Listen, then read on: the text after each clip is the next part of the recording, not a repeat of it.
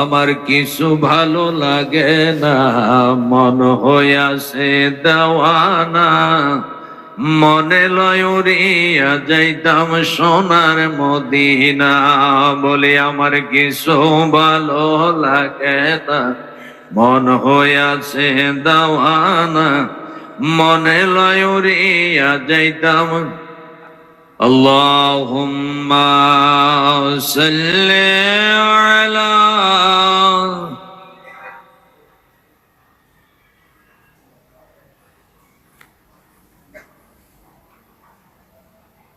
وعلى آل سيدنا।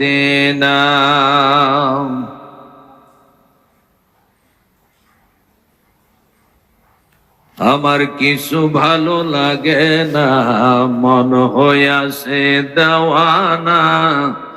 মনে লয় উড়িয়া যাইতাম সোনার মদিনা।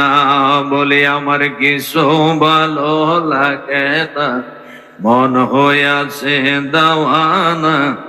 মনে লয় উড়িয়া যাইতাম। মদিনা যাইতে মন চায় কি চায় না? চায় না? চায় কি চায় না? কারণ আশিকের প্রাণের নবী মুহাম্মদুর রাসূলুল্লাহ সাল্লাল্লাহু আলাইহি সাল্লাম আছেন মদিনায়। আজকে হজের উপরে আলোচনা করেছেন আশিক রাসূল হযরত মুফাসসির কোরআন মুফতি ফখরুদ্দিন রাজি সাহেব, যে হজ মক্কায় করলেও মদিনায় আমাদেরকে যেতে হয়। যারা মদিনা বিদ্বেষী, নবীর প্রয়োজন মনে করে না, এদের কনসেপ্ট হচ্ছে মদিনায় কোনো কাজ নাই। হজ করবা মদিনায়, বিবির সাথে দেখা করে এখান থেকে মক্কায় যাইবা, আবার দৌড়াইয়া বিবির সাথে দেখা করার লাগে বাড়িতে চলে আসবা না। একটু পরে বিবির সাথে দেখা করেন, মক্কায় সাইরা মদিনায় আগে যান। মদিনায় গিয়ে আমার নবীর সাথে দেখা করে, আল্লাহ নবী বলেছেন মান যারা কবরি বাদা মামাতি কাআন্নামা যারানি ফিল হায়াতি। আমার ওফাতের পরে কেউ যদি আমার রওজা জিয়ারত করে, সে যেন আমার জীবদ্দশায় আমার সাথে সাক্ষাৎ করেছে। সুবহানাল্লাহ। সুতরাং মক্কায় যাইতে পারবেন, 500 কিলোমিটার দূর মদিনা, সেখানে যাইতে পারবেন না। আপনার তো হজ কবুলের জন্য আমার রাসূলের একটা সুপারিশ দরকার আছে, আছে না নাই? দরকার আছে না নাই? এই কারণে জবানটা খোলে বলে আমার কিছু ভালো লাগে না, মন হইয়াছে দেওয়ানা। মনে লয় উড়িয়া যাইতাম। আছেন নবী মদিনাতে শুয়ে আছেন রওজা পাকে। আছেন নবী,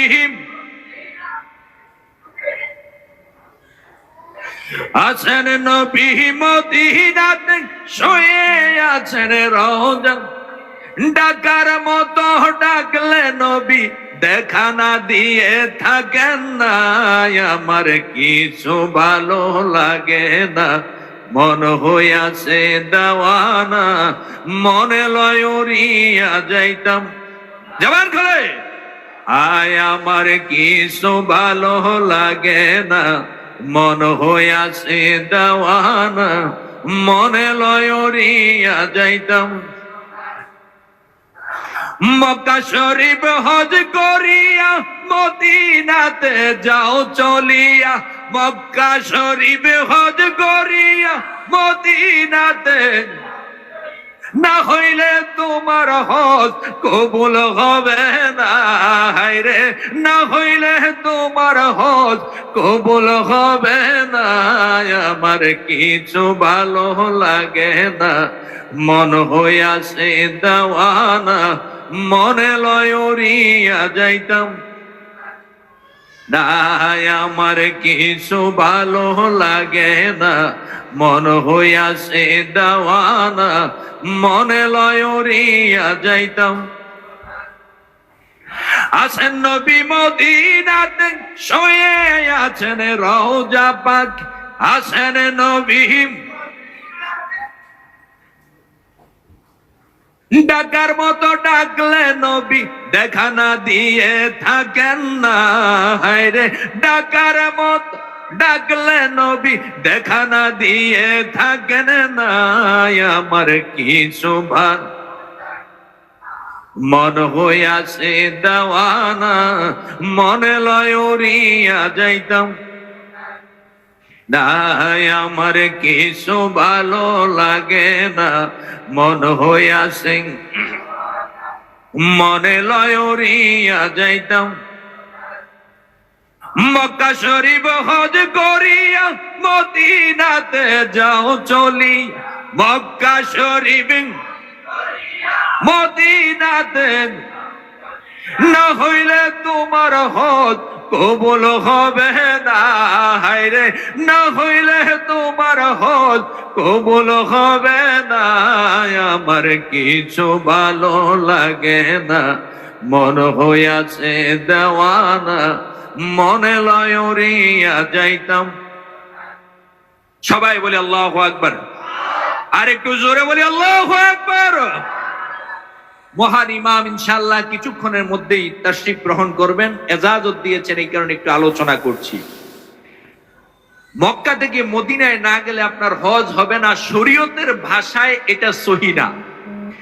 শরীয়তে মদিনায় হজের কোনো রোকন রাখা হয় নাই, কারণ নবীজি যখন হজ করেছেন তখন তো মদিনায় নবীজির রওজা শরীফ ছিল না। কথা বলেন ঠিক কিনা? এই কারণে হজের যেই রোকন, হজের যেই বিধিবিধান, তা মক্কা কেন্দ্রিক। সাফা মারওয়া বলেন, আরাফার ময়দান বলেন, মিনা বলেন, কাবাগর বলেন, যত কিছু আছে সবকিছু কোথায়? জোরে বলি, আর আওয়াজে বলি, আর আওয়াজে বলি, মক্কায় হলো হজ। কারণ আপনি লাব্বাইক বলতে হবে কোথায়? মক্কায়। কাবাগর তৈরি করার পর আল্লাহ রাব্বুল আলামিন ইব্রাহিম আলাইহিস সালামকে বলেছেন, আজ্জিন বিল হজ, তুমি হজের জন্য মানুষকে আজান দাও, আহ্বান করো। আর হজটা যেহেতু কাবাগরকে কেন্দ্র করে হয়, সেখানেই তো বলতে হয় লাব্বাইক আল্লাহুম্মা লাব্বাইক, লাব্বাইক লা শারীকা লাকা লাব্বাইক, ইন্নাল হামদা ওয়ান নি'মাতা লাকা ওয়াল মুলক লা শারীকা লাক। লাব্বাইক তো সেখানে হাজির হবে, হ্যাঁ আল্লাহ আমরা হাজির, আমরা হাজির। কিন্তু মদিনায় কেন যেতে হয়? মদিনা হলো ইমানের ঠিকানা। ইমানের ইমানের লা ইউমিনু আহাদুকুম হাত্তা আকুনা আহাব্বা ইলাইহি মিন ওয়ালিদিহি ওয়া ওয়ালাদিহি ওয়ান নাসি আজমাইন। বুখারী শরীফ প্রথম খণ্ডে শুরুতে এই হাদিস, হাদিসে মুতাওয়াত্তির, যেখানে 60 জনের উপরে এই হাদিসের রাবী। আল্লাহু আকবার বলেন। রাসূলকে ভালোবাসার নাম ঈমান বলা হয়েছে। আল্লাহ নবী বলেছেন, যতক্ষণ পর্যন্ত আমাকে স্ত্রী, পুত্র, সন্তান, সন্ততি ওয়ান নাসি আজমাইন সমস্ত মানুষের চাইতে বেশি ভালো না বাসতে পারবে, ততক্ষণ পর্যন্ত তোমরা ঈমানদার হতে পারবে না। তাহলে রাসূলকে এত ভালোবাসতে হয় জানের চাইতে বেশি। আল্লাহু আকবার বলবেন না? হযরত ওমর রাদিয়াল্লাহু তাআলা আনহু তিনি এই কথা শুনে প্রথমে বলছি, ইয়া রাসূলুল্লাহ, আমি সব কিছুর চাইতে আপনাকে বেশি ভালোবাসি, আমার স্ত্রী, সন্তান, ছেলে মেয়ে, ধন সম্পদ সবকিছুর চাইতে, কিন্তু আমার জীবনটার চাইতে আপনাকে বেশি আমি ভালোবাসতে পারি না, কারণ আমার জীবনটার লেগে আমার খুব মায়া লাগে, আমার খুব মায়া লাগে। আমার নবী মুখের উপরে বলে দিয়েছে, হে ওমর লা ইউমিনু, তুমি কখনো ঈমানদারি হইতে পারবা না। হযরত ওমর অনেক ধ্যান সাধনা, চিন্তা চেতনা, তাফাক্কুর, ফিকির সবকিছু করার পরে বুঝলো, লাউলা কালামা খালাকতুল আফলাক, আমার রাসূল যদি তৈরি না হতো কিছুই হইতো না, আমি ওমরও হইতাম না। ডিগলার দিল, ইয়া রাসূলুল্লাহ, আমার ইয়াকিন, আমার বিশ্বাস ওই স্তরে উপনীত হয়েছে, আমার জীবনের চাইতে আপনি রাসূলকে আমি বেশি ভালোবাসি। আল্লাহু আকবার। বলে যে ওমর, এখন তুমি ঈমানদার হইলা, এখন তুমি। আরে ভাই, আপনি লক্ষ লক্ষ টাকা ব্যয় করে মক্কায় যাবেন, আর আপনার ঈমান, যাকে ভালোবেসে আপনি ঈমানদার হচ্ছেন, ওই রাসূল আপনার থেকে 500 কিলোমিটারের দূর। যে রাসূল বলেছে, আমার ওফাতের পর আমার যদি জিয়ারাতে আসো, যেন আমার সাক্ষাতে জীবদ্দশায় আসলাম। তাহলে হজ করে যাওয়া দরকার আছে না নেই? মদিনায় যাওয়া দরকার আছে না নাই? যদি আপনি ইমানদার হন, ইমানের টানে আপনি মদিনায় চলে যাবেন। হ্যাঁ, আপনার হজের রোকন মদিনায় নাই, এটা সত্য। হজ আপনি মক্কায় যা যা আছে, হজের ফরজ বলেন, হজের ওয়াজিব বলেন, হজের সুন্নত বলেন, যাহা যাহা আছে 9 তারিখ থেকে 8 তারিখ থেকে শুরু করে 13 তারিখ পর্যন্ত, 9 তারিখে আরাফার ময়দানে হাজির হওয়া, এই 4-5 দিন যা যা আছে সব মক্কা কেন্দ্রিক। কিন্তু আপনি মদিনায় যাবেন, আপনার রাসূলের সুপারিশটা লয়ে যেন আপনার হজটা আল্লাহ কবুল করে। কারণ কবুলের মালিক কে?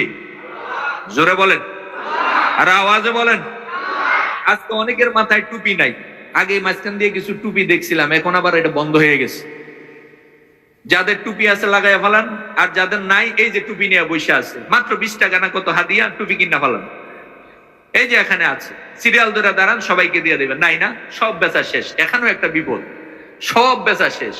ইনশাল্লাহ টুপি হয়ে যাবে।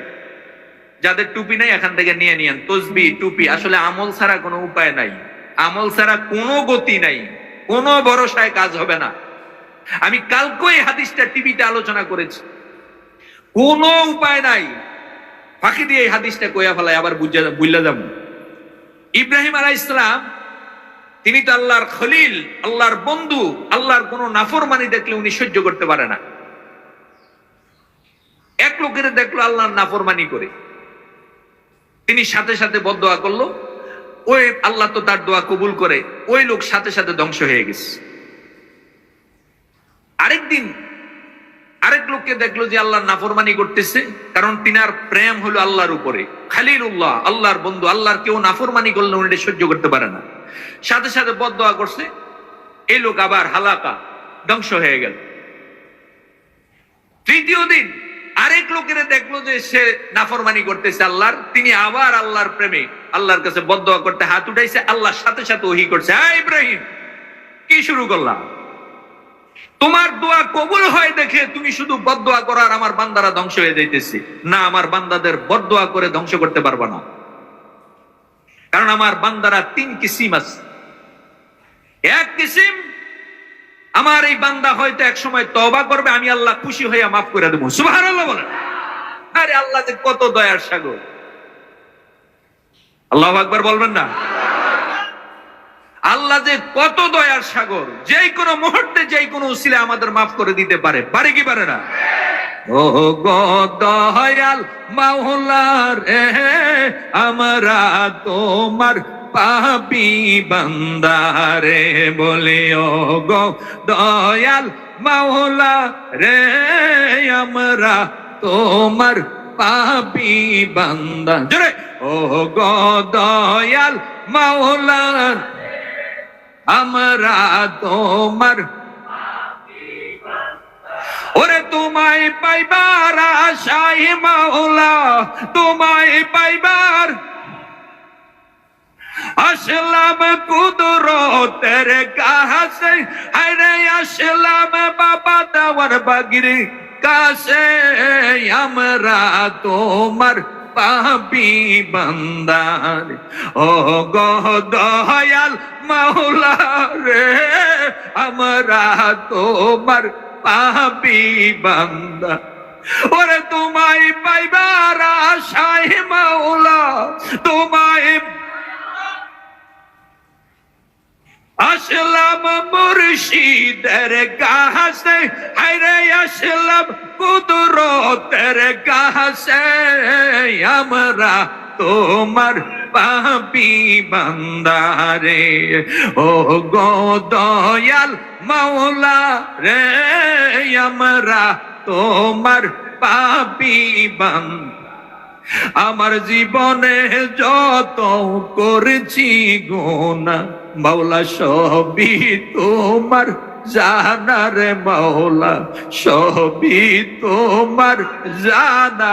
আমার জীবনে যত করেছি গুনাহ, সবই তোমার জানা রে মাওলা, সবই তোমার। মাফ কইরা দাও মাবুদ মাওলা, মাফ দয়াল নবীজির খাতিরে রে আমরা তোমার পাপী বান্দা, মাফ কইরা দাও মাবুদ মাওলা মাফ।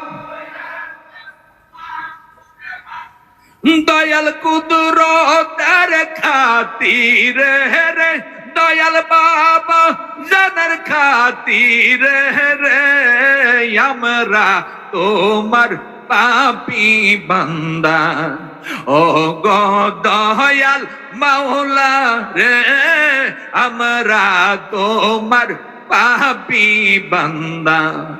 জোরে বলে আল্লাহু আকবার। আল্লাহ ডাক দিয়া বলে ইব্রাহিম,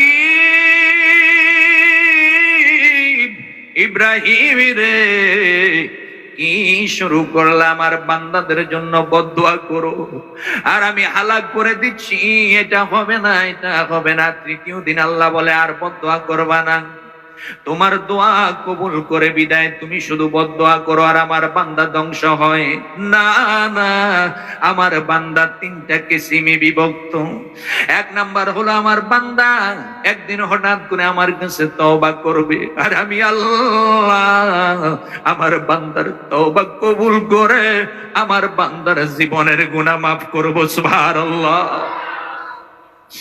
আরেক শ্রেণীর বান্দা যারা হয়তো পাপ করে তাদের বংশ বন্যাদের মধ্যে এমন কোন বান্দা তৈরি হয়ে যাবে, তার আসল হইয়া তার বংশ হইয়া হয়তো এমন কিছু বান্দার জন্ম হবে যেই বান্দাগুলো আমি আল্লাহর প্রেমে বিভোর হইয়া তাসবিহ তাহলিল করবে, মানুষকে শিক্ষা দীক্ষা দিয়া সারা দুনিয়ায় আমার প্রকৃত বান্দা তৈরি করবে, সুবহানাল্লাহ। আর এক শ্রেণীর বান্দা যারা পাপ করে হয়তো সে মারা যাবে, আমি আল্লাহ তাকে শাস্তি দিব, হয়তো বা আমি তাকে মাফ করে দিব। সুতরাং জগতের বুকে আমার বান্দার জন্য তুমি আর বদদুয়া করিও না, সুবহানাল্লাহ। সুতরাং পার হওয়ার জন্য নিজের প্রচেষ্টা লাগবে, নিজের সাধনা লাগবে, নিজের তওবা লাগবে, নিজের অনুনয় বিনয় লাগবে, নিজের মুরাকাবা মুশাহেদা লাগবে, নিজেকে আল্লাহর সন্তুষ্ট বাজন বান্দায় পরিণত করতে হবে। কথা বলেন ঠিক কি নয়? যে কথা বলছিলাম, যে কথা থেকে আমি এসেছি সেটা কি, মুহাম্মদ রাসূলুল্লাহ